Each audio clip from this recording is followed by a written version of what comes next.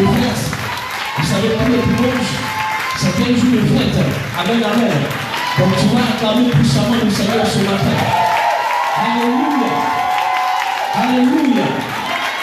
Et tu vas rester dans cette même position. Nous allons adorer notre Dieu. Vous savez, notre Dieu est digne. Il est digne qu'on l'adore. Et tu vas l'adorer ce matin. De tout ton cœur. De toute ton âme. De toute ta force. Lève les yeux. Et contemple sa magnificence. Il est assis sur son trône. Il règne. Il est unique. Il est le véritable Dieu. Je te dis ce matin, ne te lasse pas de l'adorer, mais apprends-le ce matin. Nous avons parti avec un cantique, avec nos bien-aimés, la voix de la transformation.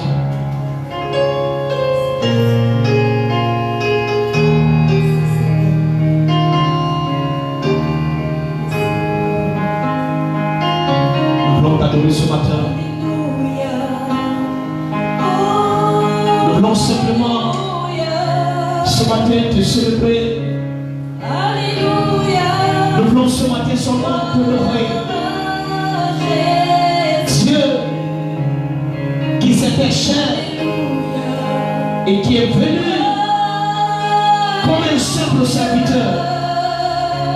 Et la Bible dit, il est mort pour nous. Il est mort pour nos péchés. Et de par sa mort, il nous a réconciliés avec Dieu.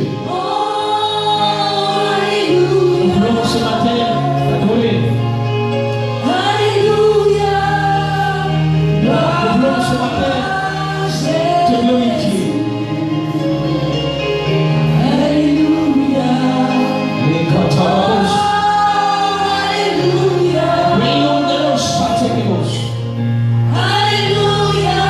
Sois élevé.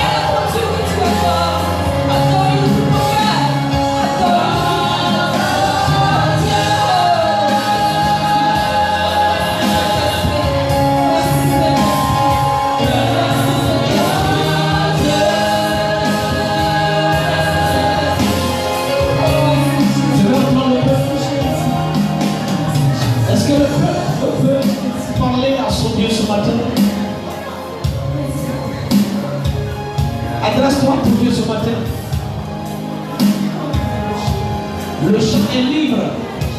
L'accès au trône est libre. La Bible dit le voile est déchiré. Et tu peux avoir accès au trône de la grâce. Mais ce matin,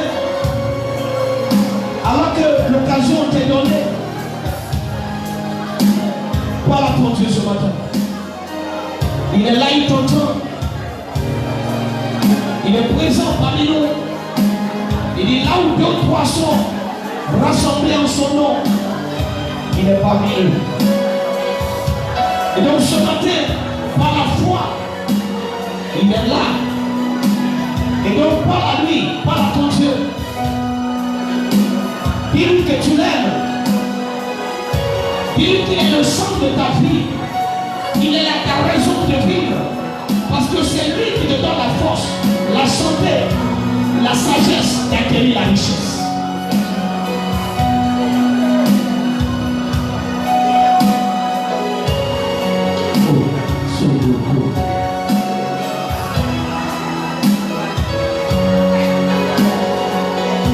C'est grâce à lui que tu existes.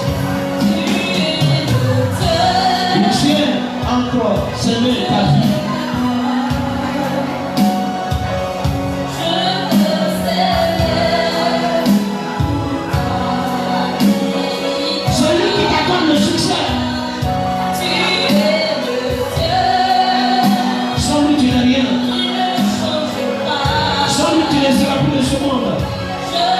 Parce que l'ennemi voulait te détruire.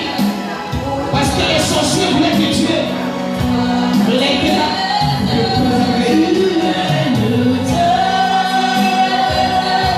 c'est pour ça que tu dois l'adorer de tout ton cœur. Je te célèbre pour ta victoire. Tu es le Dieu qui ne change pas.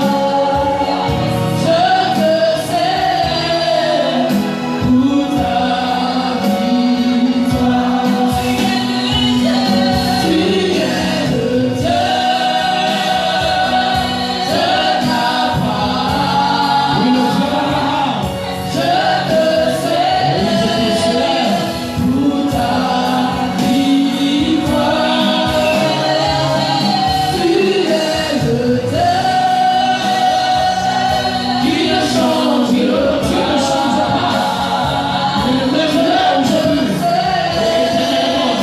Pour ta victoire. Il ne change pas au gré de ses humeurs. Il est constant dans ce qu'il a.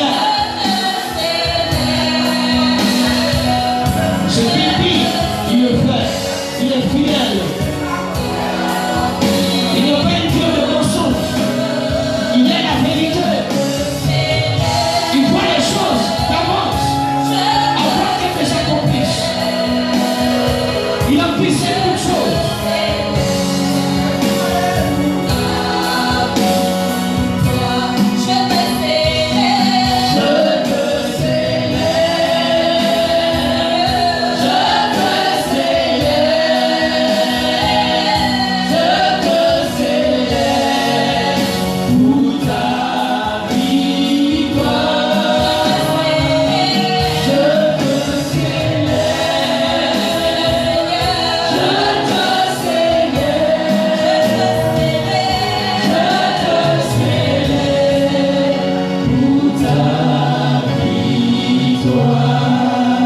Nous voulons te dire merci ce matin pour ta présence, pour ton esprit. Merci parce que c'est toi qui as programmé ce moment et nous croyons, Père, que les bénédictions qui sont attachées à cette rencontre seront, Seigneur, des choses perceptibles, des choses matérielles, des choses visibles dans nos vies ce matin. Que ton nom soit béni. Merci Seigneur, au nom de Jésus. Quelqu'un se lève et qu'il acclame puissamment le Seigneur ce matin. Et qu'il acclame notre Dieu, qu'il acclame notre roi, qu'il acclame notre Seigneur, notre Sauveur ce matin. Alléluia. Et pendant que tu acclames le Seigneur, regarde ton voisin et dis-lui bonjour voisin. Salue ton voisin ce matin. Tu le salues avec tout le sourire. Parce que tu es content de le revoir. La communion fraternelle, c'est cela.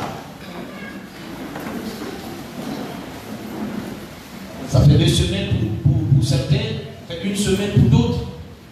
Et donc on a envie de se voir. Alléluia. Amen, amen. Est-ce que tu es avec moi ce matin? Alors fais comme ça si tu es là ce matin. Que Dieu soit béni. Nous sommes à notre culte de louange et d'adoration tous les dimanches. Et je voudrais vous souhaiter la bienvenue à l'église lévitique au centre Métamorphose, le centre de transformation, le lieu où Dieu transforme des personnes ordinaires à la statue parfaite de Jésus-Christ par sa parole et par la puissance du Saint-Esprit. Amen, amen. Que Dieu le bénisse. Donc je voudrais vous saluer ce matin. Je voudrais vous dire bonjour dans le beau et précieux nom de notre Seigneur Jésus-Christ. Bien-aimés en Jésus, que la paix du Seigneur soit avec nous ce matin. Que la grâce de notre Seigneur soit notre partage. Que la santé et que l'amour du Seigneur nous remplisse.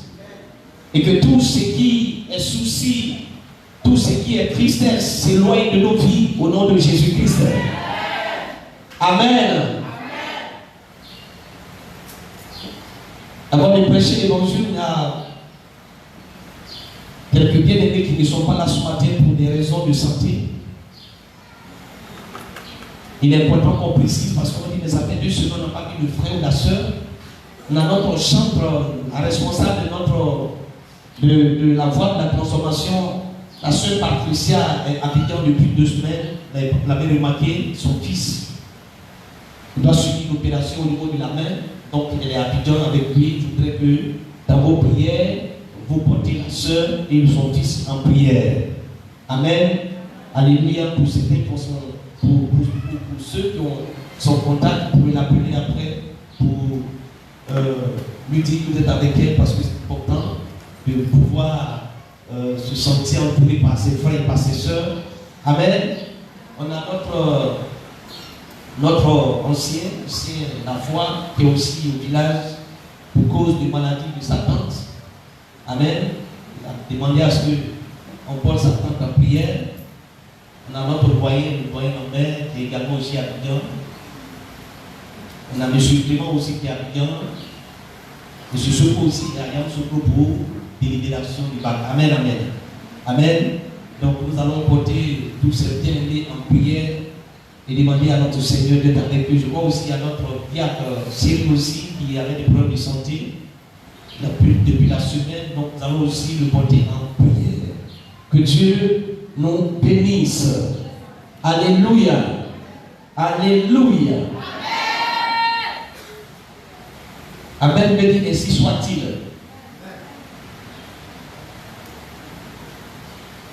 Nous allons prendre nos Bibles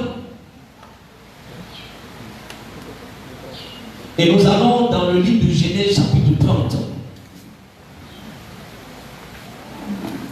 Genèse chapitre 30, le verset 25 au verset 43. Et nous allons faire la lecture. Je commence par le verset 25. Vous avez trouvé le passage?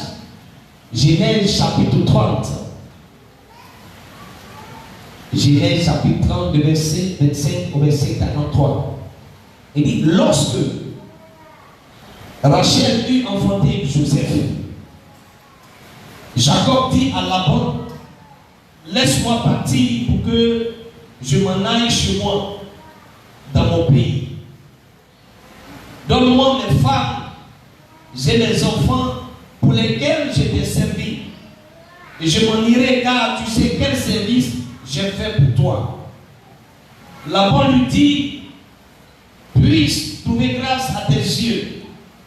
Je vois bien que l'Éternel m'a béni à cause de toi. Fixe-moi ton salaire et je te le donnerai. Jacob lui dit, tu sais comment je t'ai servi et ce qu'est devenu ton troupeau avec moi. Car le peu que tu avais avant moi, c'est beaucoup accru. Et l'Éternel t'a béni sur mes pas. Maintenant, quand travaillerai-je aussi pour ma maison? Laban dit, que te donnerai-je? Jacob répondit, tu ne me donneras rien. Si tu consens à ce que je vais te dire, je ferai paître encore ton troupeau et je le garderai. Je parcourrai aujourd'hui tout ton troupeau.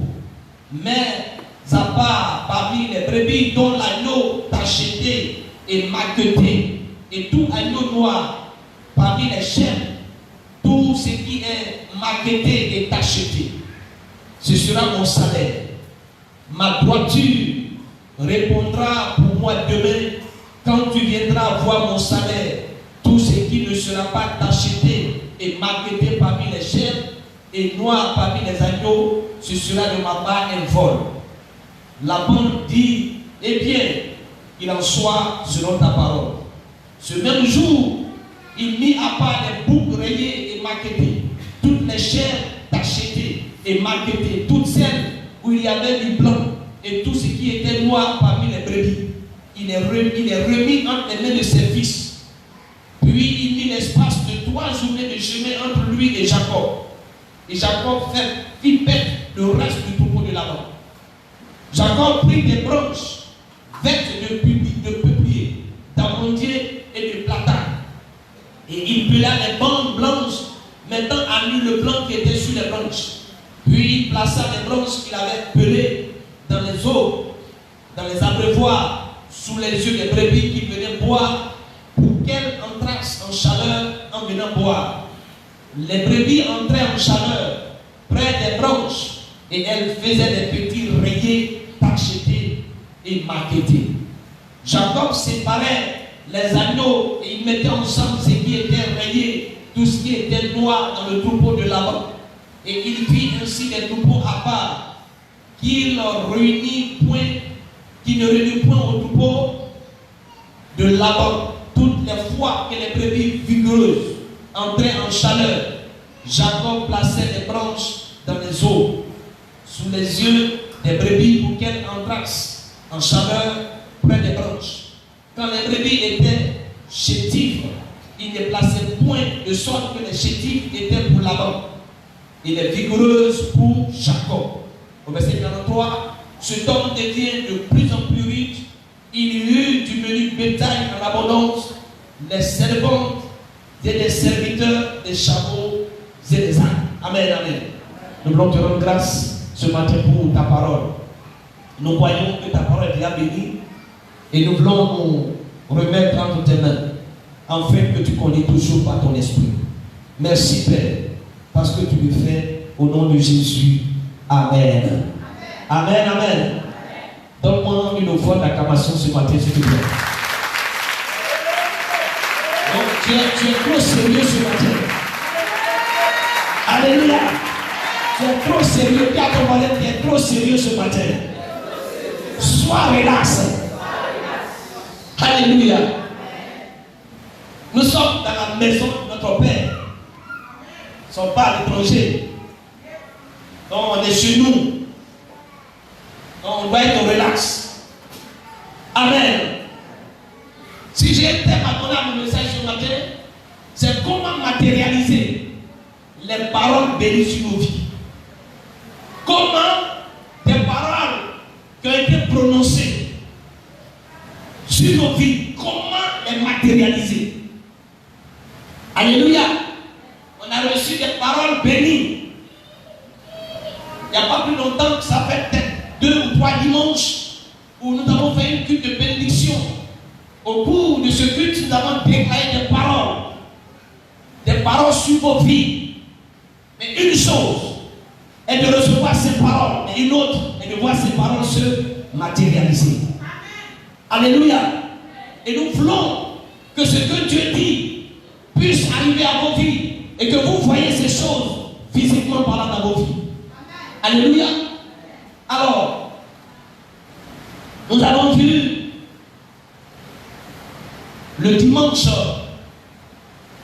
23, donc le dimanche 30, le dimanche 30, oui, exactement, nous avons vu les principes. On a vu 3 clés pour déclencher la bénédiction du Seigneur dans nos vies. On a vu que Isaac a déclaré des paroles sur la vie de qui? De Jacob, n'est-ce pas? Et on a dit qu'il y a 3 principes. Le premier principe, on a dit quoi? Il fallait avoir la voix de Jacob. C'est-à-dire la voix qui prie. Ensuite, il fallait avoir quoi? Les mains d'Esaü. Des mains qui travaillent, des mains qui cherchent, des mains qui dorment. Et on a dit le 3e principe, il fallait sentir le parfum de Christ. Amen. Donc Jacob avait remis ces 3 principes. Et qu'est-ce qui va se passer? Isaac a déclaré 6 bénédictions sur la vie de Jacob, n'est-ce pas?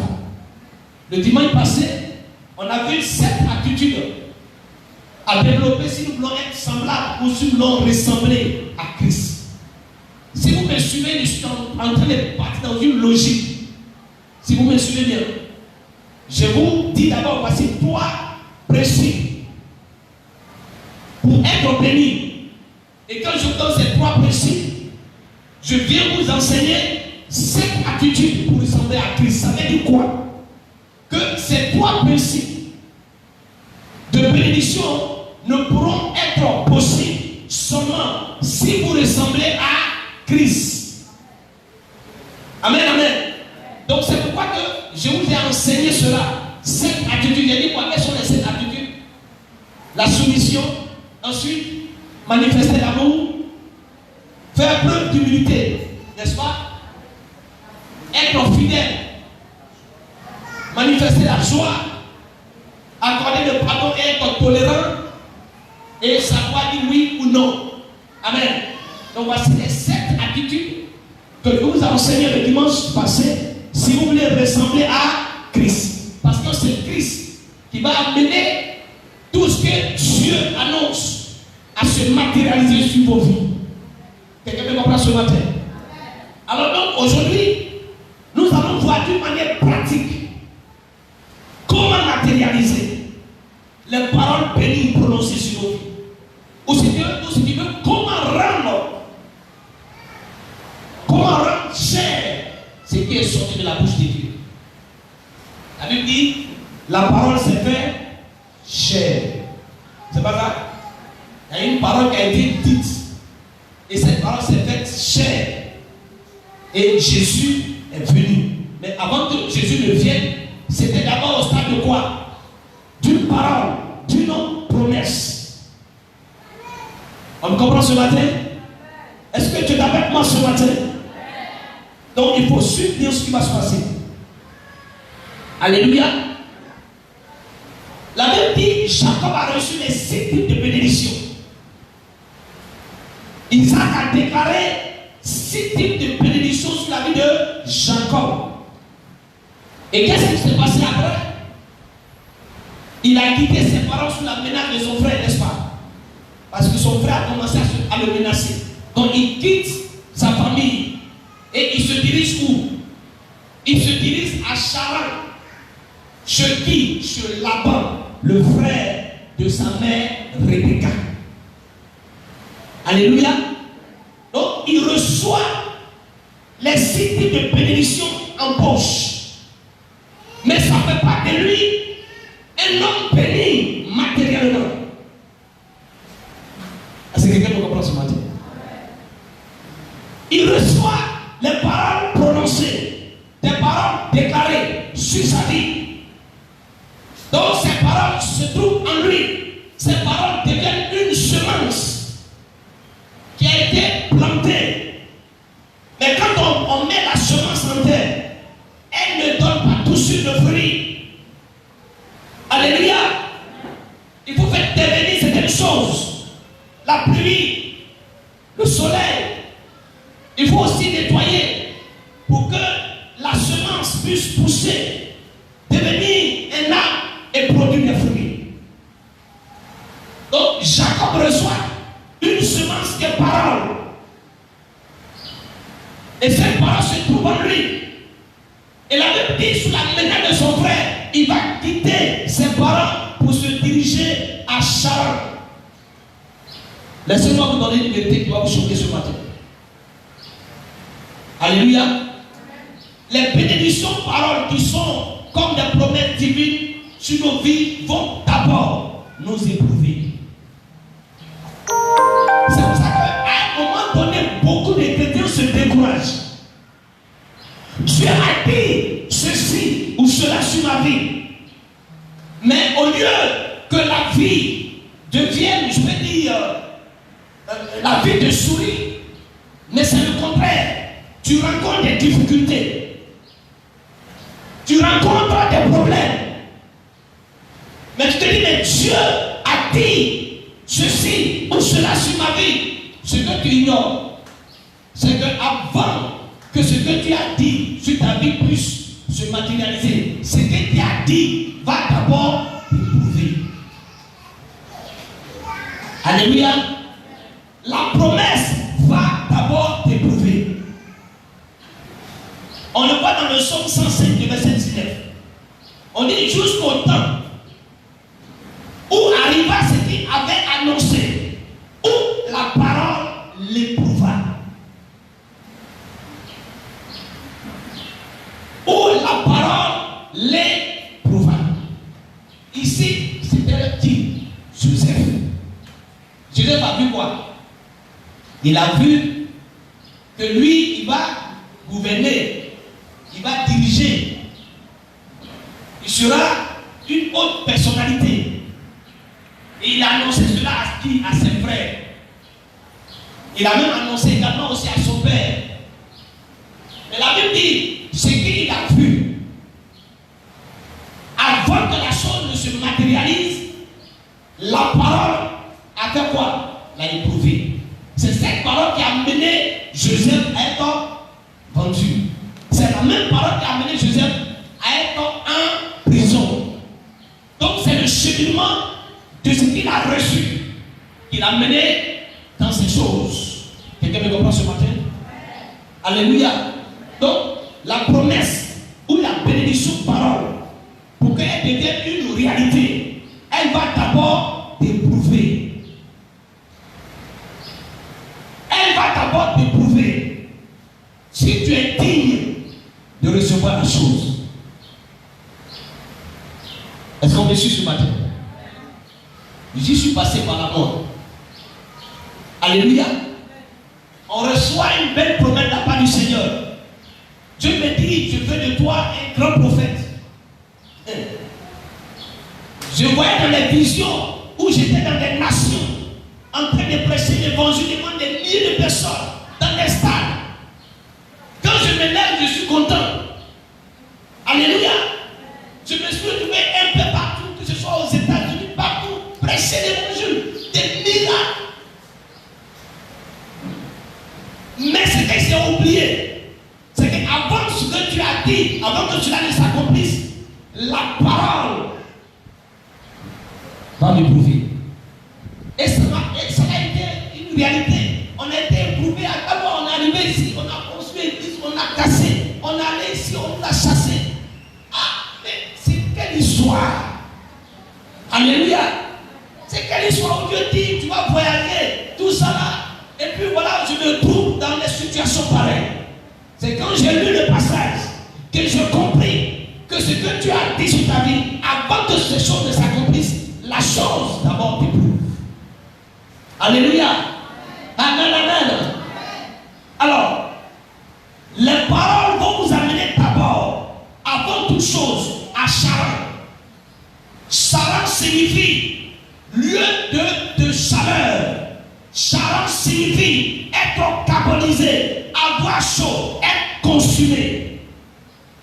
Jacob reçoit les paroles bénies, mais les paroles bénies vont amener Jacob à Charan, un lieu de chaleur, un lieu de preuve, un lieu de difficulté. Alléluia. Tu dois passer d'abord par Charan pour être consumé. Lisons le psaume 69, verset 4. David dit, je me puse à crier, mon gosier se dessèche, mes yeux se consument, tandis que je regarde vers mon Dieu. À Charan, le Seigneur t'envoie pour te faire passer par une fournaise ardente, pour te consumer, pour enlever les scories de ta vie. Qu'est-ce qu'on appelle scories? Les scories sont les parties mauvaises, les parties inutiles, les déchets de ta vie. Charan est le lieu de transformation, de brisement, de dépouillement des œuvres de la chair, de séparation. L'objectif, Dieu veut t'apprendre à compter sur lui, lui seul. Alléluia. Beaucoup n'apprennent pas à vivre en comptant sur leur Dieu. Ils confessent qu'il a un Dieu. Ils prient qu'il a un Dieu. Mais face aux difficultés, qu'est-ce que tu fais de ce Dieu que tu confesses?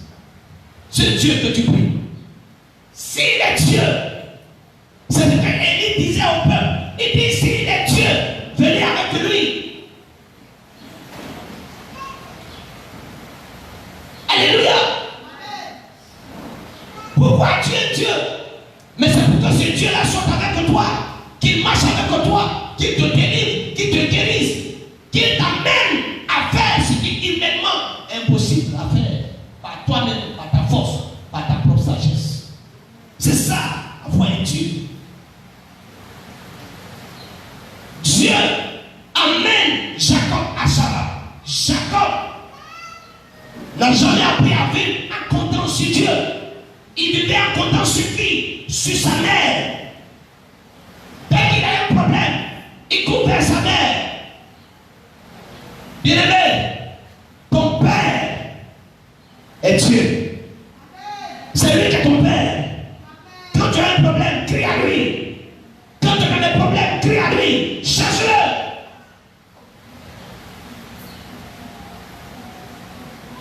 Sinon, les paroles déclarées sur ta vie ne produiront rien.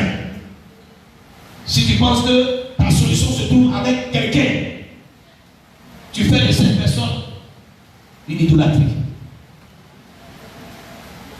Alléluia. Amen. Donc à Charan, il te faut connaître trois principes bibliques qui vont transformer les paroles de Dieu en actes tangibles, perceptibles et palpables. Jacob arrive à Charan. Dans sa bouche, il a les 6 bénédictions. Alléluia. Mais il se pose la question, mais je vais chercher quoi ici? Moi, un homme béni, voici ce que tu as dit, que la rosée du ciel sera mon partage. Il dit la terre va donner sa graisse. Il y a tout ce que tu as dit, il y a des bonnes choses. Mais il arrive à Charan. Peut-être qu'il y a plusieurs fois que ce matin, se trouve à Charan. Après le culte de dimanche de bénédiction, tu as commencé à rencontrer des difficultés. Alléluia. Après ce culte-là, tu t'attendais à avoir des opportunités, des ouvertures. Mais du coup, la semaine qui a commencé, tu as commencé à être éprouvé. Beaucoup de problèmes, beaucoup de difficultés. Mais tu te dis, mais pourtant, Dieu m'a béni. Tu te trouves à Charan. Alléluia. Tu te trouves à Charan. Parce que Dieu veut t'amener à compter sur lui. Parce que c'est Dieu qui va prendre ces paroles-là qui a été programmées sur toi. C'est Dieu qui les prend pour les matérialiser. Donc tu vas compter sur lui. Tu dois faire confiance à Jésus. Le seul. Ce n'est pas un homme, mais c'est Dieu. Donc si tu n'apprends pas à compter sur lui, tu fais comment? Il y a des paroles qui ont été proclamées sur ta vie. Mais si tu n'apprends pas à compter sur celui-là même qui amène ces paroles à la réalisation, tu deviens quoi? Alléluia. Alléluia. Alors, notre bien-aimé Jacob arrive à Charan. Il a rencontré ce que je viens de vous dire. Mais, quand tu arrives à Charan,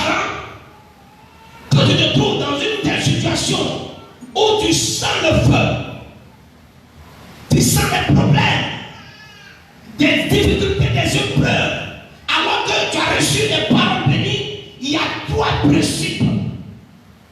Il y a trois principes bibliques qui vont transformer les paroles bénies en actes tangibles, perceptibles et palpables.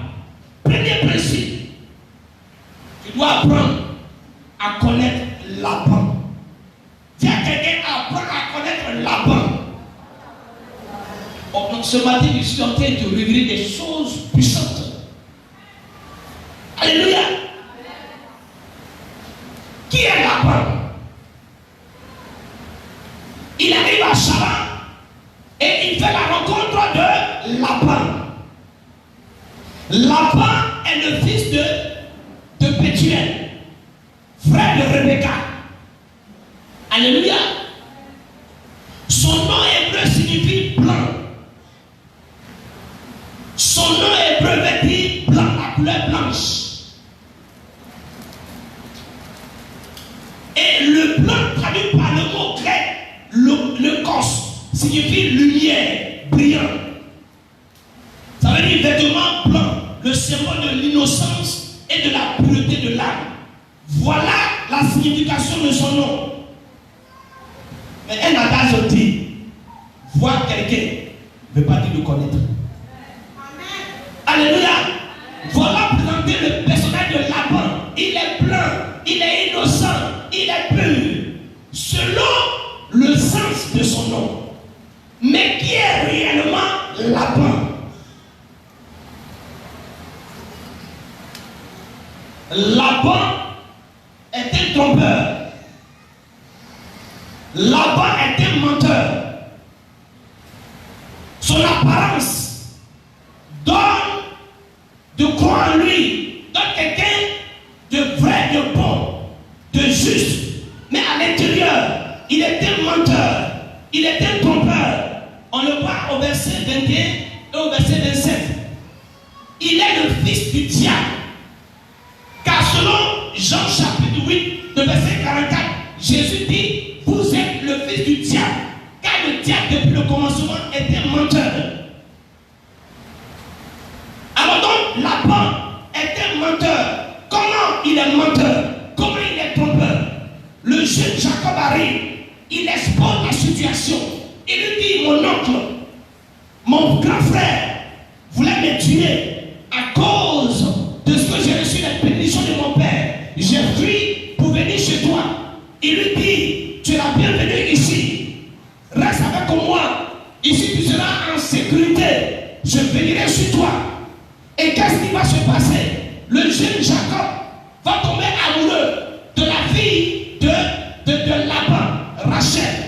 Il décide d'épouser Rachel. Laban lui dit, pour que tu te donnes ma fille, tu dois travailler d'abord pendant 7 ans.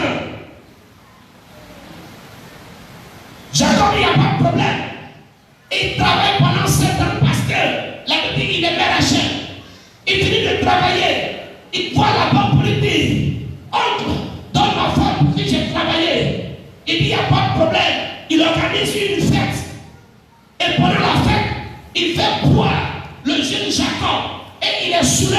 Il envoie dans une chambre. Et la nuit, au lieu d'envoyer Rachel, il envoie Léa, qui est la grande sœur. Jacob, qui était saoulé, pensait que c'était avec Rachel qu'il était couché. Au petit matin, il se rend compte qu'il vient de passer la nuit avec Léa. Il se lève et il va se plaindre à Laban pour lui dire, mon nom, pourquoi tu m'as trompé? Je n'ai pas travaillé pour Léa, je travaille pour Rachel. Pourquoi tu m'as trompé? Il dit, c'est pas grave. Chez nous ici, la petite soeur ne peut pas se marier avant la grande soeur. Il fallait d'abord me dire ça. Quand j'ai vu Rachel, que j'ai dit que j'aime Rachel, tu dois me dire non, Léa, que la grande soeur n'est pas encore mariée. Non, tu ne me donnes pas les conditions. Je finis de travailler et c'est maintenant de me dire, voici les conditions. Il dit, il ne faut pas dire avec, tu as déjà commencé. Tu as passé la nuit avec elle. Passe toute la semaine avec elle. C'est pas des grave. Tu veux Rachel, non? Tu vas encore travailler pendant 7 ans. Alléluia. l'amour peut nous pousser à faire beaucoup de choses. Le gars, il n'y a pas de problème. Et il va travailler encore pendant 7 ans. Donc 14 ans pour une femme. Alléluia. Regardez, quelqu'un qui s'appelle Blanc.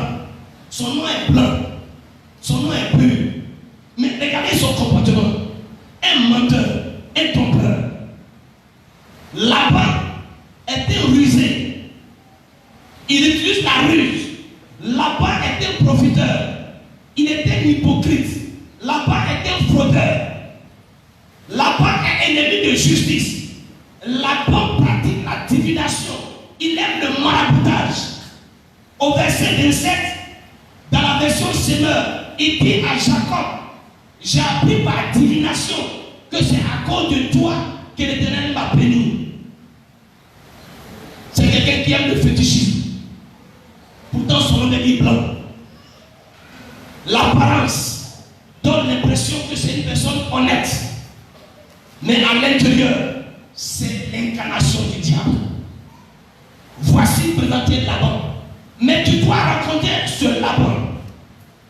Quelqu'un me comprend ce matin? Tu dois rencontrer Laban. Tu dois composer avec Laban. Parce que Laban sera un canal par lequel tu vas passer pour te bénir. Amen. Alléluia. Laban était un idolâtre. Dans Genèse 31, verset 30, il dit, il poursuit Jacob, il le rattrape, et puis il pose la question, pourquoi a-t-il dérobé mes dieux, mes cris-cris? Pourtant son nom est dit blanc, pureté. Alors qu'à l'intérieur, c'est un féticheur. Il pratique l'occultisme. Il s'enrichit avec ces choses. Voici Laban. Son nom est dit blanc. Il trompe les gens par son apparence. Il se déguise en un ange de lumière. Laban peut être ton chef. Laban peut être un partenaire. Laban peut être un de tes parents. Mais écoute-moi bien, on trouve Laban un peu partout. Vous savez les gens qui confessent, qui aiment Dieu. Quand vous les voyez, leur apparence donne l'impression que c'est des personnes sérieuses. Des personnes à qui on peut faire confiance. Alors qu'à l'intérieur, vous avez ici le diable en personne. Ce que tu dois comprendre, c'est que tu dois chercher à connaître Laban. Si tu ne connais pas Laban, tu tomberas dans son piège. Alléluia. Apprends à connaître Laban. Voici les critères de Laban. Ne te fie pas aux apparences. La Bible dit, Dieu ne regarde pas par l'apparence, mais Dieu regarde le cœur. Quelqu'un me comprend ce matin? Ne compose pas avec les personnes par leur apparence. Cherche à connaître ces personnes. C'est pas parce que la personne te confesse Jésus que tu crois réellement que cette personne est chrétienne. Ce n'est pas parce que la personne porte un costume ou se fait appeler pasteur, où tu crois réellement que tu as affaire à un serviteur de Dieu. Laban est parti. Et Laban se trouve à Charan. Laban n'est pas ailleurs. Laban est à Charan, le lieu de preuve.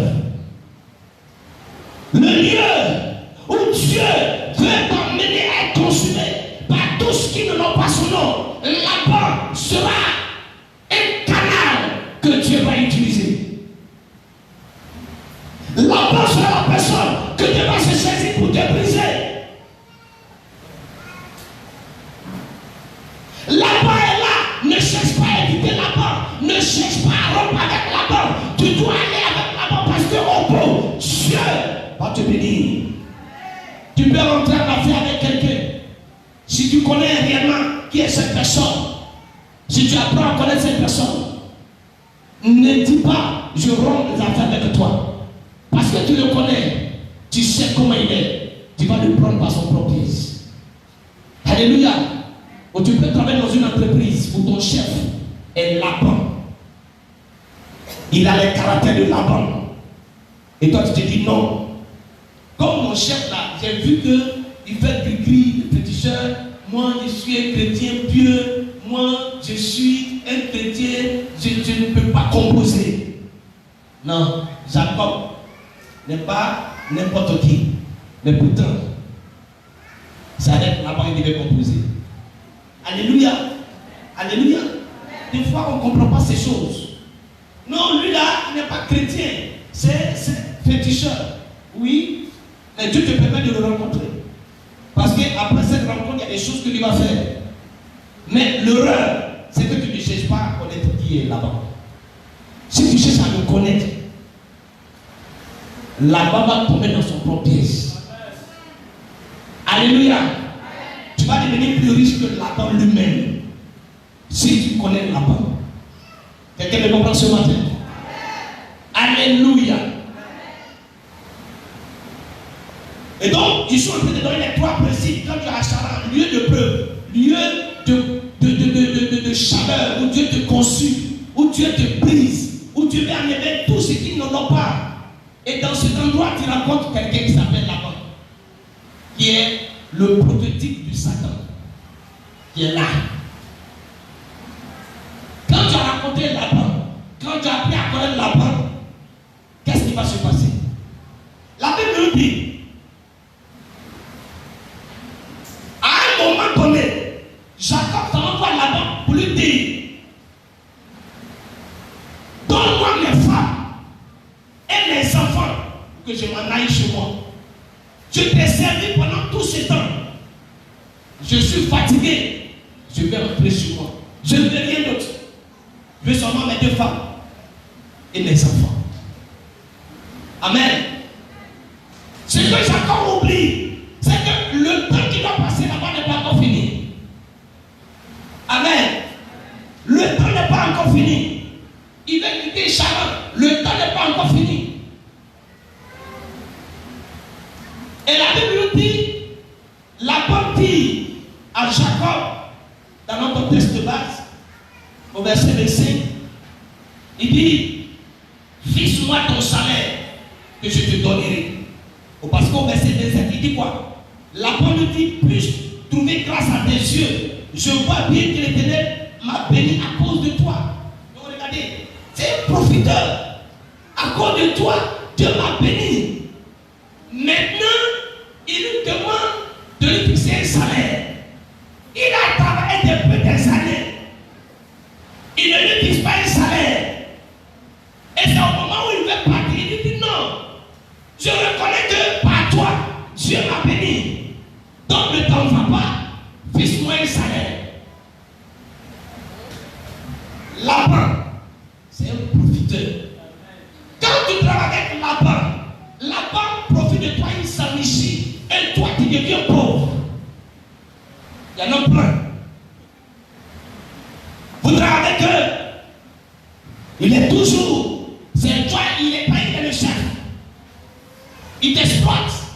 Ton salaire n'a rien à voir avec ce que tu fais. Tu fournis assez d'efforts, assez d'énergie. Tu rentres, tu te lèves très tôt le matin pour rentrer très tard. Mais ton salaire n'est rien. Mais la banque s'en fout de ça. Quelqu'un ne commence ce matin? Alléluia. Fixe-moi un salaire. Jacob lui dit, tu sais comment je t'ai servi. Et qu'est devenu ton troupeau avec moi. Car le peuple, regardez bien, le peuple que tu avais avant moi, c'est beaucoup accru. L'Éternel t'a béni sur mes pas. Maintenant, quand travaillerai-je aussi pour ma maison? Laban n'est pas prêt à te laisser travailler pour ton propre compte. Laban veut que tu restes toujours avec lui. Laban veut que tu sois à son service. Et les Laban, on les rencontre partout. Ton nom peut être un Laban. Il a la possibilité de t'aider. Mais il ne va jamais le faire. Il veut que tu sois là pour ouvrir le garage. Pour que tu sois là pour laver son véhicule. Tu sois là pour faire ses courses. Tu sois là pour qu'il t'envoie. Pour que tu sois à son service. Alors qu'il connaît des personnes, il connaît des personnalités.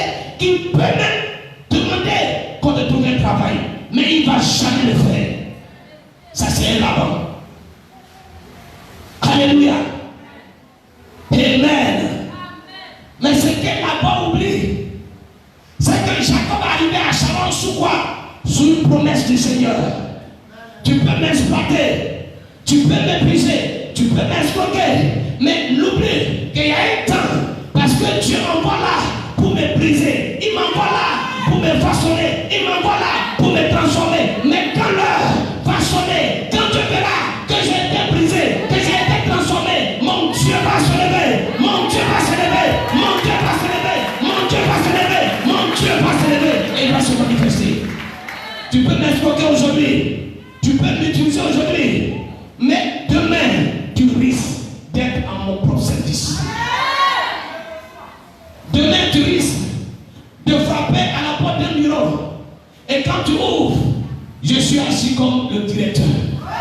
Et toi qui as été mon chef, tu te retrouves maintenant sous mes responsabilités. Alléluia. La roue tourne. Aujourd'hui c'est toi. Mais demain, ça peut être moi.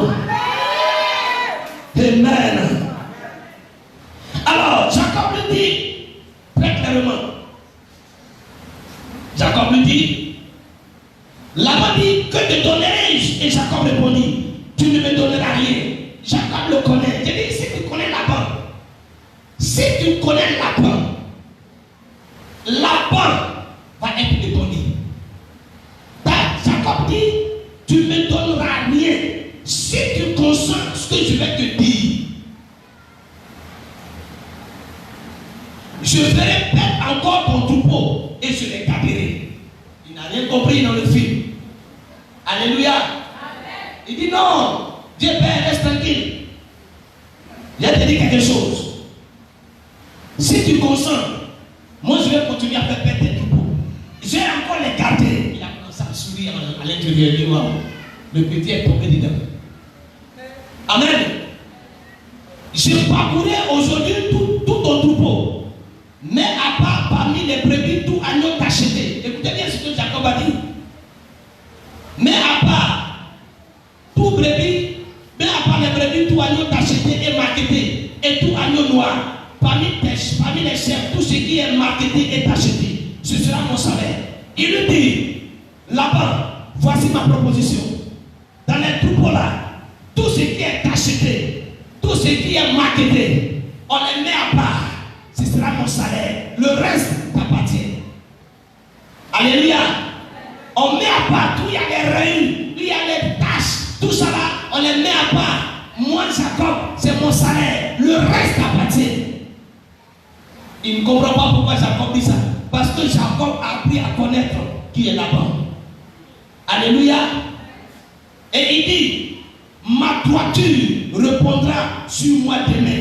Quand tu viendras voir mon salaire, tout ce qui sera pas acheté et marketé parmi mes chefs noirs, parmi les agneaux, ce sera de ma part un vol. Donc il dit, quand tu vas venir faire le constat, si tu remarques que dans moi, mon salaire là, il y a des brebis noires, il y a des choses qui ne sont pas comme je l'ai dit là, c'est que je t'ai volé. Amen. Alléluia. Laban dit, eh bien, qu'il en soit selon ta parole. Laban pense que c'est le même Jacob, alors que Jacob était ici pour un entraînement, pour une formation. Le Seigneur l'a amené là pour le briser. Parce qu'on sait que lui-même Jacob, au commencement, il était très rusé. On connaît Jacob, cette méthode. On sait comment Jacob a fait pour avoir la bénédiction. On sait qu'il a trompé son frère, n'est-ce pas? Alléluia. Et il est venu à l'école. Amen, amen. Il est arrivé là pour qu'il soit brisé. Dieu a utilisé Laban pour le briser.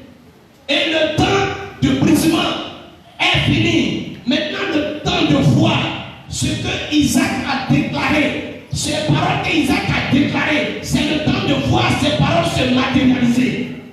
Alléluia. Amen. Alors, il dit, Laban dit, eh bien, qu'il en soit selon ta parole. Ce même jour, écoutez bien, ce même jour, Laban mis à part les boucs rayés et acheté. Écoutez bien, ce même jour, alors qu'ils ont conclu l'accord, et ce même jour, Laban mis à part les boucs rayés et acheté, toutes les chefs achetés et marketés.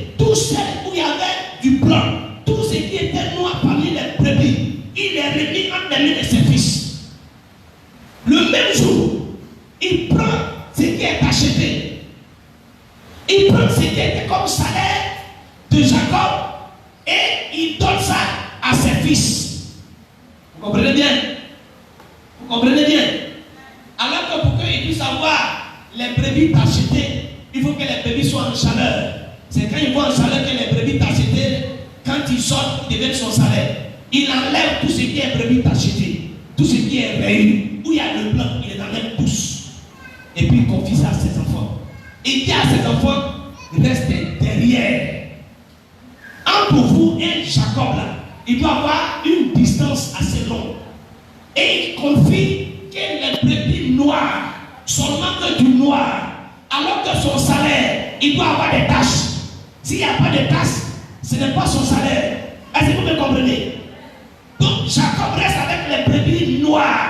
Et il y a une distance qui les sépare de ce que les brebis d'acheter qui étaient dans la nette des enfants ne peuvent pas se mettre ensemble, ne peuvent pas s'accoupler pour qu'il y ait des enfants. Amen.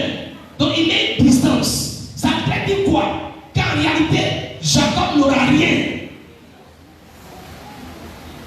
Jacob n'aura rien. La Bible dit, au verset 36, puis il mit l'espace de 3 journées de chemin entre lui et Jacob. Et Jacob put perdre le reste du troupeau de Laban. Au verset 37. Au verset 37. Dieu va se révéler à Jacob. Il me l'a dit. Alors que Jacob a commencé à être découragé, Dieu lui dit non. Tu seras plus riche que Laban. Tu vas dépasser Laban. Voici ce que tu dois faire.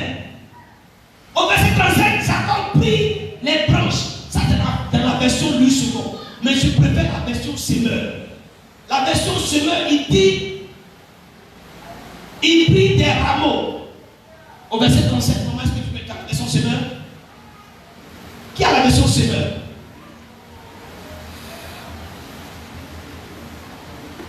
Verset 37, version Semeur. Ici, on dit les branches. Je préfère lire la version Semeur, les rameaux. Parce que les rameaux. Oui, dis-moi le verset 37. Verset 37. Jacob se procura des rameaux. Oui. Des peupliers. D'amantiers. Oui. Et des platanes. Alléluia. Il dit se procura de quoi? De rameaux. La version Louis II dit des branches. Mais moi, je préfère lire les rameaux. Parce qu'il y a une révélation que Dieu veut communiquer au travers des rameaux. Alléluia. Jacob va prendre il va se procurer quoi? Les rameaux. Ça veut dire quoi les rameaux? C'est ce message. Mais en application, ce qui va se passer. Parce qu'on veut quitter le stade des paroles prononcées sur toi. On veut que ces paroles se matérialisent. Alléluia. On veut que ces paroles se matérialisent. C'est pourquoi le Seigneur m'a donné ce message. Il se procure des rameaux. Premier principe à Charan, c'est quoi? Apprends à connaître Laban. Le deuxième principe, tu dois te procurer des rameaux. C'est quoi les rameaux? Le rameau veut dire quoi? Le mot hébreu, Pibroa, traduit par rameau, veut dire rejeton. Veut dire rejeton. Alléluia. C'est quoi un rejeton? Le rejeton désigne le Messie, le Maître. Quelqu'un me dit Ésaïe 53 à partir du verset 2.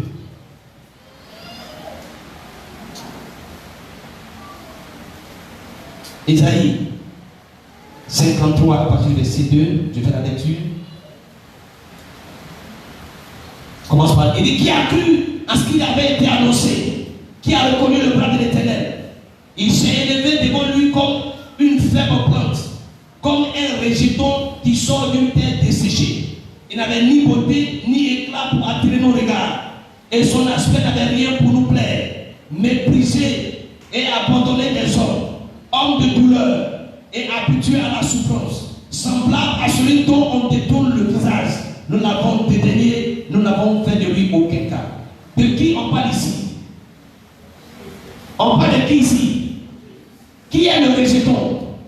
Jésus-Christ. La Bible appelle le rejeton de David. Donc, quand Jacob prend le rameau, il est en train de se procurer de qui? De qui? De Messie, le Jésus. Il est arrivé là où il se dit, Dieu a déclaré des paroles sur moi, mais Laban n'est pas prêt à me laisser. Laban n'est pas prêt à ce que je rentre dans l'accomplissement de ce que tu as déclaré. Jésus, j'ai besoin de toi. N'oubliez pas qu'il y a la voix de Jacob, la voix qui prie, la voix qui loue, la voix qui adore. Alléluia. Il va se procurer de rameau. Rameau veut dire le Messie, le Maître Jésus. Jacob s'est rendu compte que sans Jésus, ce que Isaac a déclaré ne peut pas s'accomplir. Laisse-moi te dire ce matin, sans le soutien de Jésus, sans la collaboration de Jésus, ce que Dieu a dit sur ta vie ne pourra pas se réaliser. Si tu ne collabores pas avec Jésus, si tu ne travailles pas ensemble avec Jésus, si tu ne deviens pas participant de sa nature divine, c'est que Dieu a dit au travers de son serviteur, au travers d'Isaac, ne peut pas se réaliser. Tu dois composer avec Jésus. Alléluia. Ne dis pas que on a déclaré des paroles sur moi, Dieu m'a béni et tu te fous, tu vis ta vie, tu fais ce que tu veux faire. C'est que tu as dit ne pourra pas se réaliser. Quelqu'un me comprend ce matin? Dieu dit ceci sur ta vie. Tu dois collaborer avec lui pour l'accomplissement de ce qu'il a dit. Si tu ne collabores pas avec Dieu, ce que tu as dit ne se réalisera pas. Dieu l'a dit par la bouche de Jérémie, le prophète Jérémie, qui va avoir 70 ans, qui allait s'écouler, et Israël allait retourner sur sa terre. Israël était en captivité à Babylone. Mais les 70 années se sont écoulées, la prophétie ne s'est pas accomplie. Pourquoi? Parce que Israël n'a pas collaboré avec Dieu dans la prophétie. Israël a commencé à vivre ce qui ne l'ont pas le Seigneur. Et Dieu n'a pas accompli la prophétie. Ils sont restés encore esclaves. C'est quand Daniel est arrivé, et la Bible dit Daniel disait les écrits de Jérémie. Il s'est rendu compte que les 70 ans étaient écoulés. Israël était encore en captivité. Et Daniel va commencer à prier pour chercher à connaître la cause. Et pendant qu'il priait, Dieu se révèle à lui pour lui dire, Daniel, voici les raisons pour lesquelles mon peuple est encore esclave, parce qu'il vit encore dans le péché. Et c'est là que Daniel va prendre un temps de jeûne pour demander pardon à Dieu pour le péché du peuple et pour lui-même. Et c'est après cela que l'ange a été libéré pour venir donner la réponse à Daniel. Et la Bible déclare que l'ange a été bloqué en Perse. Et l'ange Michel, qui est l'ange supérieur, a été envoyé en renfort pour aller libérer. Pendant 21 jours, l'ange avait été bloqué en Perse. Dieu dit des choses sur ta vie. Mais c'est ce que Dieu dit. Tu ne prends pas ça au sérieux. Ce que Dieu dit est sacré. C'est sacré. Et Dieu ne peut pas dire des choses sur ta vie étant sacré, étant sainte. Et tu prends ces choses sacrées ici pour aller mettre dans la boue. Excusez-moi, bien-aimé. Dieu ne peut pas te bénir. Dieu ne peut pas. Il y a des choses que Dieu ne peut pas. On dit Dieu peut tout, mais il y a des choses que Dieu ne peut pas. La Bible dit, quand on dit que Dieu n'exauce pas le pécheur. Quelqu'un me comprend ce matin? C'est sous l'onction du Saint-Esprit qu'on a déclaré ces paroles prophétiques.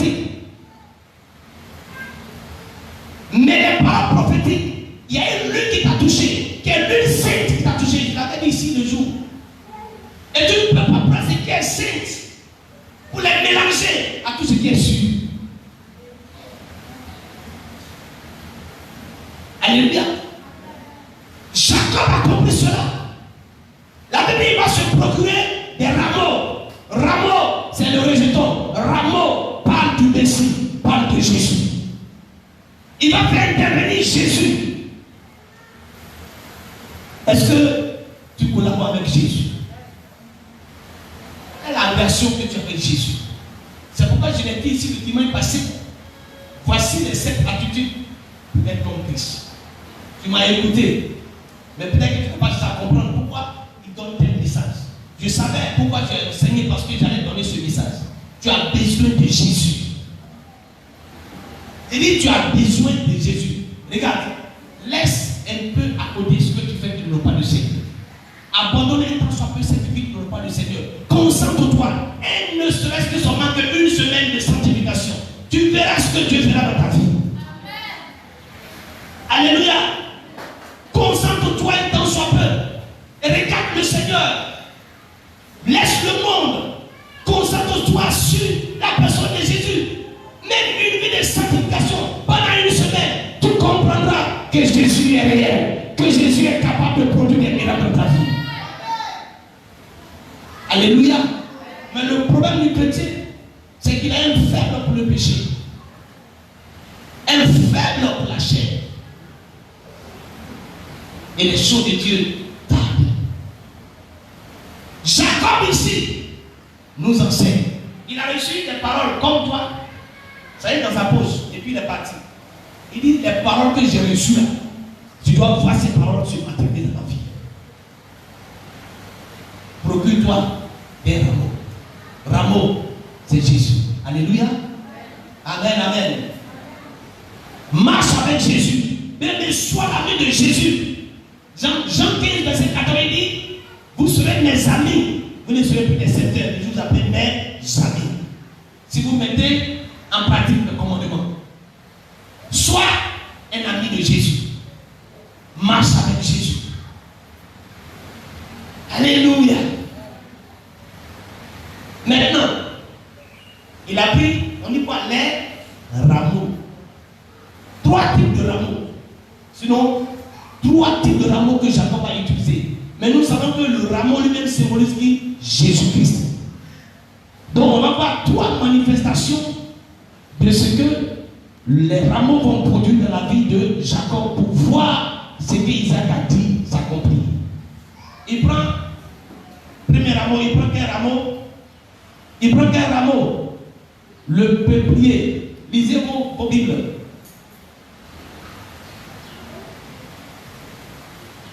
Il prend quel rameau? Est-ce que vous avez le passage? Au verset 27, 37, pardon. Il prit, dans vos versions, on dit des branches. Il prend des rameaux verts de peuplier. Alléluia. Voilà la première manifestation. Le peuplier est un arbre qui produit une gomme d'un plan laiteux. La gomme vient d'une variante hébreu, bataille, qui signifie couper, mettre à part, se séparer, être mis à part. En d'autres termes, le peuplier veut dire la consécration, être mis à part. Donc Jacob se dit, Jésus, je veux être mis à part pour toi. Et je veux me consacrer à toi. Dieu d'Abraham, d'Isaac. Je veux me consacrer à toi. Je veux être mis à part. Alléluia. Le Seigneur t'appelle à te consacrer à lui. Sois mis à part pour le Seigneur, lui seul. Et la consécration est traduite par le mot grec asiasmos, qui signifie purification. Et l'origine est asiaso, séparer des choses profanes et dédiées à Dieu. Jacob ici veut dire, Je me sépare des choses profanes et je me consacre à toi, toi seul. Je me sépare des choses du monde et je me consacre à toi, toi seul. Voici le sens du rameau peuplier. La consécration. Sois consacré à Dieu. Sois consacré à Dieu. Laisse tomber les choses profanes. Cela veut dire la sanctification de l'intérieur par le renouvellement de l'âme. Jacob avait besoin d'être sanctifié, d'être consacré. Est-ce que tu es consacré à Dieu? Est-ce que tu es sanctifié pour Dieu? Bien-aimé, est-ce que tu vis et tu mènes une vie de consécration? Tu es consacré à quoi? Est-ce que tu es mis à part pour Dieu, Jésus? Alléluia. Les choses sont là. C'est ça la parole de Dieu. Combien de temps tu te consacres à Dieu? Combien de temps? Il y a 24 heures dans la journée. Il y a 24 heures. Tu consacres combien de temps au Seigneur? Combien de temps? Combien? Je vous dis quelque chose. Tant que vous n'arrivez pas à atteindre ce niveau-là, c'est difficile de voir les choses de Dieu sur la vie dans votre vie. Ça combien de temps à Dieu? Rien. Rien. 24 heures. Je suis sûr qu'il y a des gens qui n'ont même pas 5 minutes pour Dieu. Ils n'ont même pas de temps pour Dieu. Le travail, oui. Mais c'est lui qui te donne la force, la santé pour travailler. Si tu n'as pas un temps pour lui, comment voudrais-tu qu'il puisse regarder ce travail? Comment voudrais-tu qu'il puisse bénir ce travail? Voilà le problème du chrétien.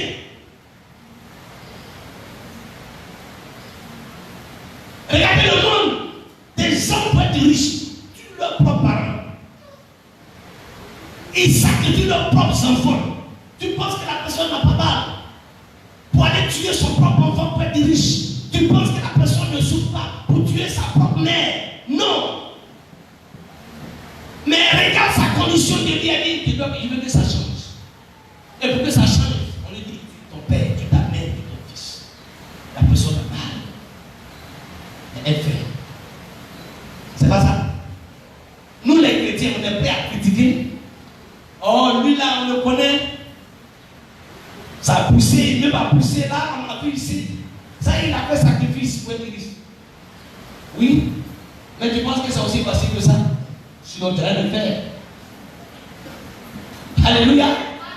Si tu crois aussi facilement que prendre un être humain pour aller gorger, tuer pour être riche pour construire les humains. Là, non, vas-y. C'est pas aussi facile que tu le crois. Mais il le fait. Toi, le Seigneur te demande bien de lui accorder un temps dans sa présence. Lui-même, il s'est sacrifié. Tu n'as plus besoin de ton sacrifice. Lui-même, il s'est sacrifié pour toi. Accorde-lui seulement un temps. Consacre un temps à lui. C'est tout ce qu'il te demande. Mais ça encore, c'est trop demandé aux chrétiens. C'est trop leur demander, ils ne peuvent pas le faire. N'ont même pas un temps de prière. N'ont même pas un temps de communion avec Dieu. N'ont même pas une relation avec Dieu, Jésus. Les choses ne viendront pas du ciel sur vous, mesdames, mesdemoiselles et messieurs. Non, les choses ne sont pas faciles que nous croyons, que vous pensez. Non, la vie est un combat. La vie est un combat. Et dans le spirituel, c'est là le combat le plus rude. Si tu ne maîtrises pas le spirituel, si tu ne remportes pas les batailles dans le spirituel, physiquement, on va te vaincre. Alléluia. Quelqu'un me comprend ce matin? Voici ce que Jacob nous dit. Tu as besoin du rameau. Le rameau, c'est Jésus. Mais quand tu as Jésus, il faut que tu aies un temps pour Jésus. La consécration. La consécration. Faites un emploi du temps. Et dans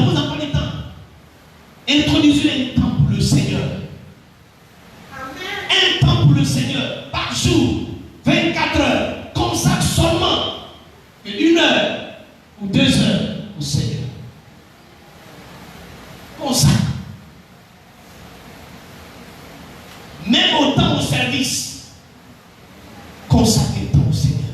À un moment donné, prie-tu, enferme-toi, prie le Seigneur. Et à nos gars,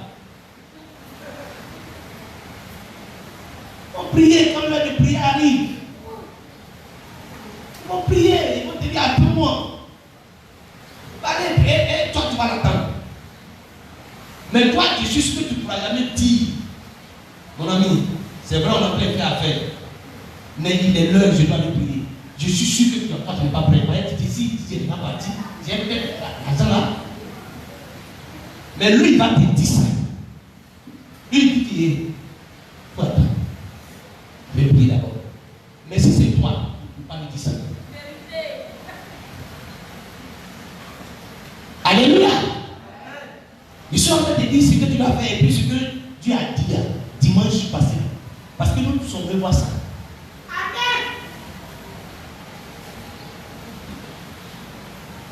Donc, il parle de la consécration. Ensuite, il prend le rameau d'amandier qui symbolise la vigilance. Jérémie 1, verset 11. L'Éternel m'adressa encore la parole en ces termes. Que vois-tu, Jérémie? Je répondis, je vois une branche d'amandier. Tu as vu bien, me dit l'Éternel. Eh bien, je veille sur ma parole pour l'accomplir. Alléluia. Quand il prend l'amandier, il est en train de dire au Seigneur, c'est toi qui as dit. Il fait un rappel à Dieu. Il rappelle à Dieu dans son temps de consécration. Quand il se consacre, il a pris un temps là, il va rappeler à Dieu.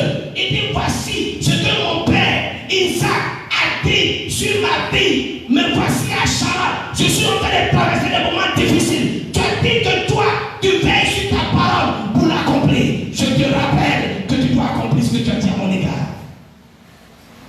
C'est ça, mon Dieu. Le temps de rappel, de veille. Pour rappeler à Dieu ce que Dieu a dit sur ta vie. Il y en a combien parmi nous ici qui ont prié après le culte du 7, qui dans leur prière ont dit Seigneur, je te rappelle, tu as déclaré sur ma vie les 6 bénédictions de Jacob. Je te rappelle, tu as dit que tu veilles sur ta parole pour l'accomplir. Qui ici a prié ça? Rappelle à Dieu. Seigneur, tu as dit que tu me donnes la rosée du ciel. Seigneur, tu as dit que la terre peut la sur ma vie. Seigneur, tu as dit que je change de position. Seigneur, tu as dit que je suis le prince ou la princesse. Je suis Israël. Oh Seigneur, rappelle à Dieu. Alléluia. Mais une fois que ça a été déclaré, tu es parti d'aller t'asseoir. Maintenant, tu attends, tu croises les mains. Ça n'a qu'à arriver.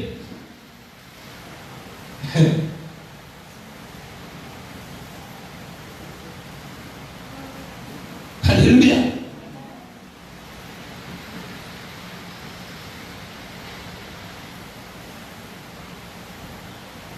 Il ne faut pas croiser.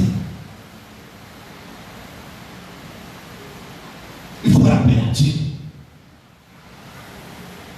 On le voit dans le psaume 119, je crois, le verset 49. Quelqu'un dit cela.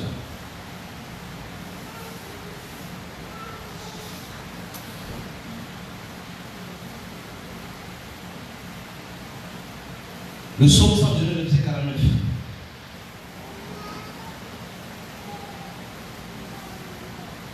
Vous n'avez pas trouvé? Psaume 119, verset 49. Souviens-toi de ta promesse à ton serviteur. Souviens-toi de ta promesse à ton serviteur. Puisque tu m'as donné l'espérance. Puisque tu m'as donné de l'espérance. C'est qui dit ça? David. Il rappelle quoi à Dieu? Il rappelle la promesse. Dieu dit que tu seras roi. Et depuis lors, il ne fait que fuir. Il est toujours poursuivi par le premier roi déchu, Saül. Et à un moment donné, il va faire cette prière. Souviens-toi. Souviens-toi de ce que tu as dit à mon égard. Il rappelle la mémoire, le souvenir de Dieu. C'est ça l'amandier. Alléluia. Amen.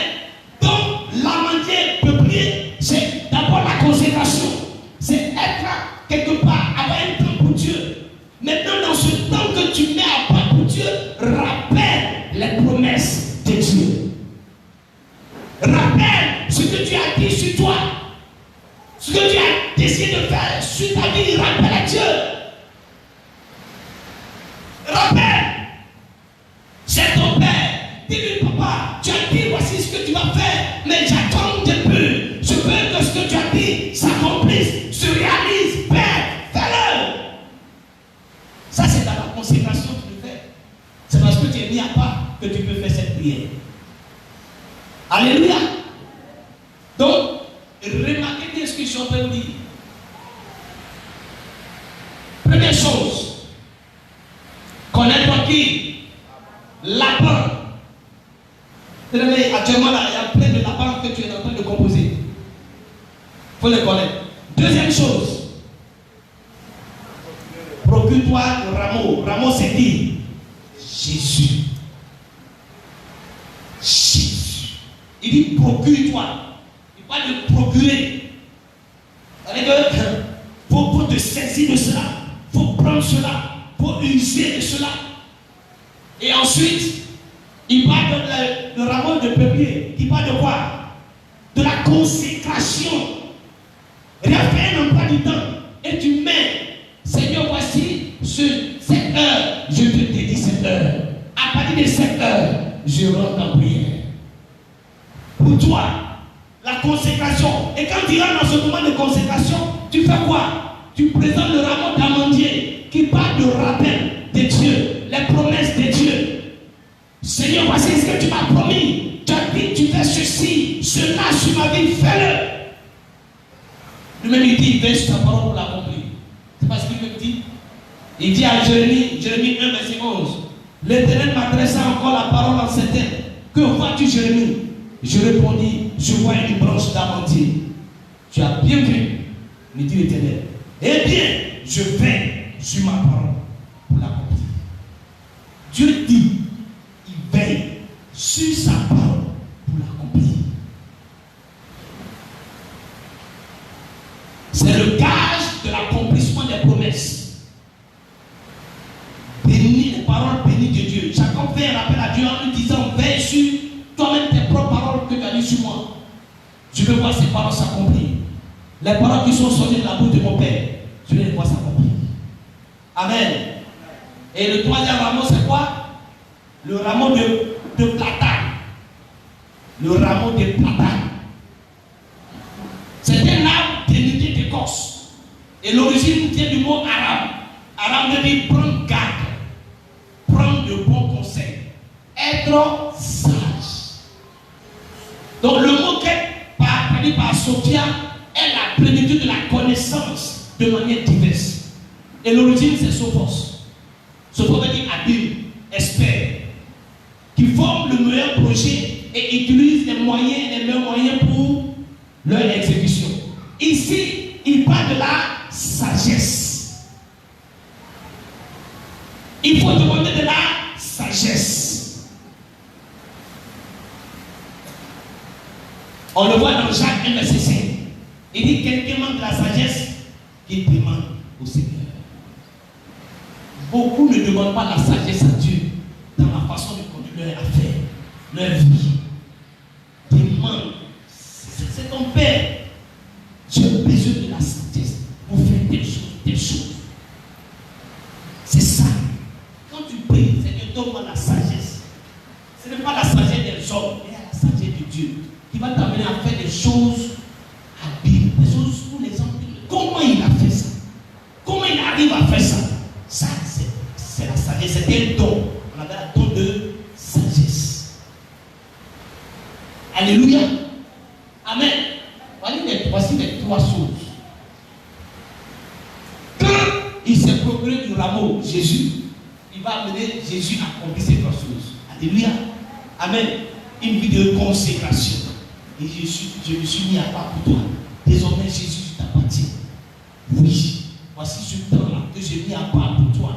Jésus, depuis ce temps-là, quand ça arrive, laisse pas quelqu'un te distraire. C'est ton temps de consécration. Tu entres dans ce temps. Tu peux choisir ce temps. Ça peut être la nuit.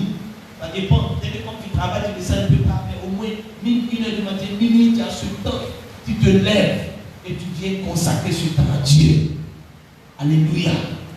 Et dans ce temps de consécration, rappelle les souvenirs, les promesses de Dieu, ce qu'il a dit sur ta vie. Alléluia. Et pendant ce moment de prière, dis-lui, j'ai besoin de la sagesse. La sagesse dans telle affaire, dans telle chose, dans telle chose, dans telle chose. Voici les 3 types de rameaux que Jacob a utilisés. Alléluia. Amen. Et le dernier point, je vous ai dit qu'il y a 3 types, non, n'est-ce pas? Le premier type, c'est quoi? Connaître la bonne. Deuxième type, c'est procurer du rameau. Maintenant que je t'ai donné les détails du rameau. La troisième chose, maintenant, c'est quoi? C'est placer les rameaux sous les yeux du brebis. Au verset 38, au verset 43. Lisons ça rapidement. Et il puis, il plaça les rameaux qu'il avait pelés dans les eaux, dans les abreuvoirs, sous les yeux des brebis qui venaient de boire, pour qu'elles entrassent en chaleur en venant boire. Les brebis entraient en chaleur près des rameaux et elles faisaient des petits rayés tachetés et marquetés.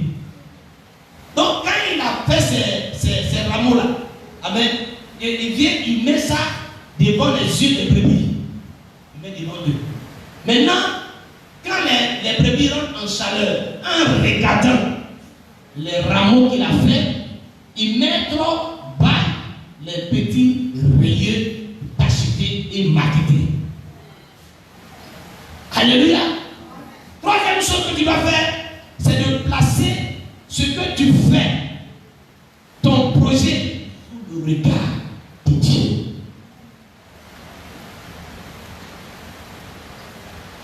Tu dois placer tes projets sous le regard de Dieu. Ce que tu comptes faire, le projet que tu as, tu prends ça physiquement, si c'est sur un papier ton projet, tu viens, tu places ce projet devant le regard de Dieu. Seigneur, voilà ce projet. Amène ce projet à l'aboutissement, à l'accomplissement. Alléluia. Place le projet devant, sous le regard de Dieu. Il dit, recommandez vos projets à Jésus et vos projets réussiront. Proverbe 5, verset 3. Recommande les projets à Dieu et les projets réussiront. Il dit qu'ils réussiront si tu les recommandes.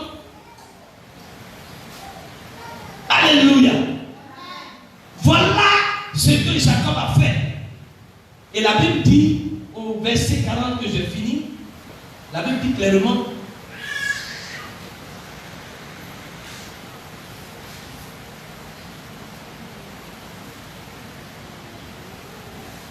il dit au verset 42, quand les brebis étaient chétifs, il ne les plaçait point. Alléluia. De sorte que les chétifs étaient pour Laban et les vigoureuses étaient pour Jacob. Cet homme devient de plus en plus riche.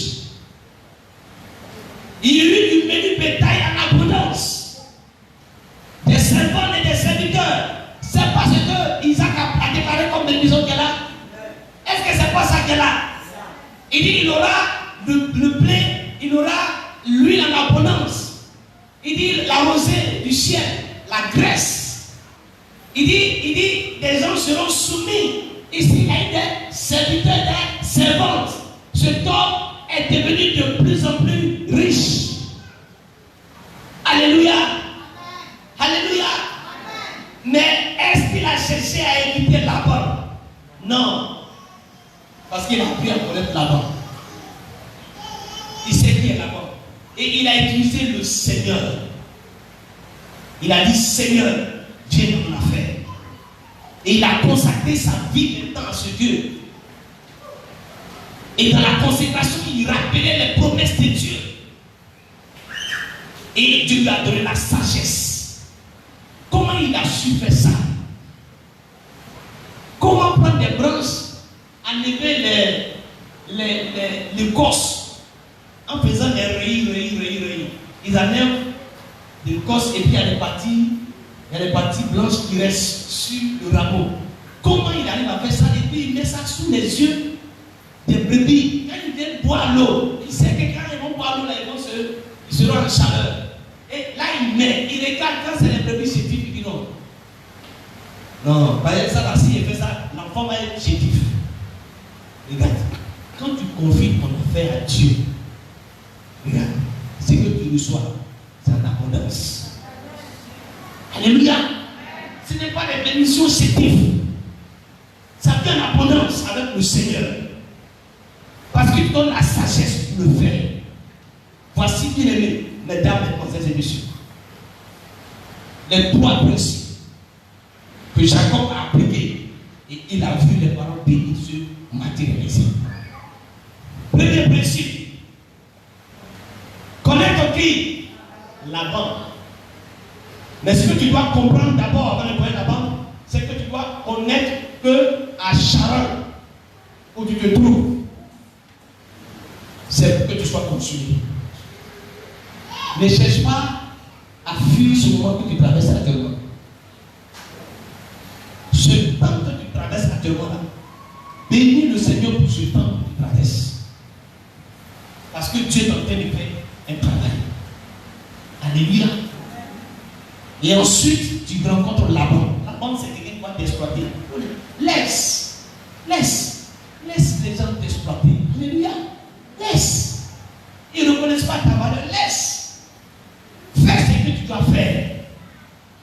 Fais-le pas pour les hommes, mais fais-le pour le Seigneur. Si les gens ne reconnaissent pas ta juste valeur, laisse. C'est un temps. C'est un temps. Et maintenant, tu dois te procurer de Jésus. Tu dois avoir Jésus. Vrai, dis à ton voisin, tu dois avoir Jésus. Ce n'est pas un amusement. Sans Jésus, il n'y a rien. Le monde dans lequel on vit, c'est un monde de titans. C'est un monde de francs-maçons, de loges mystiques.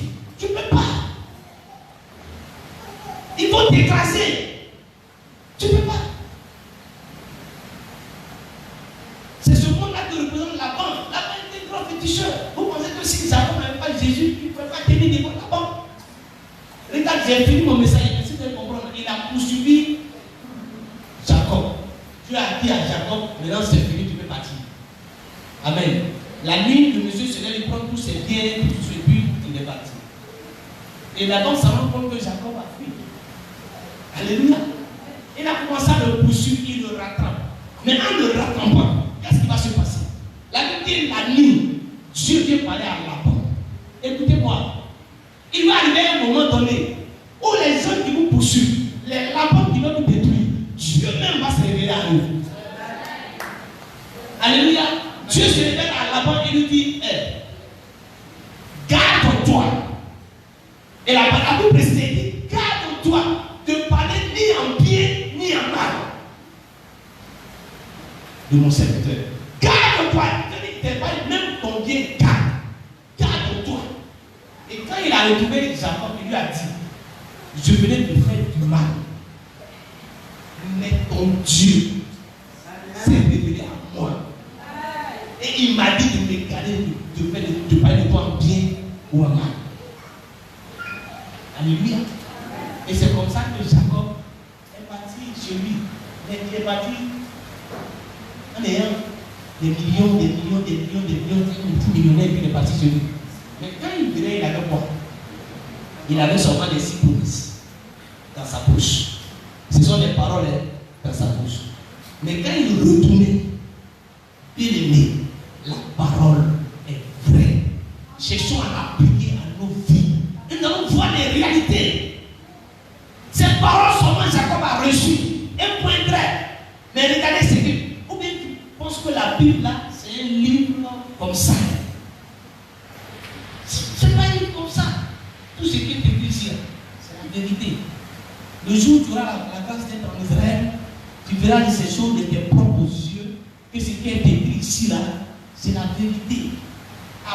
seulement la parole.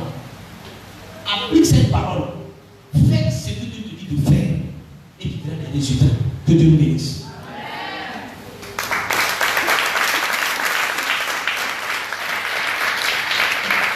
Alléluia.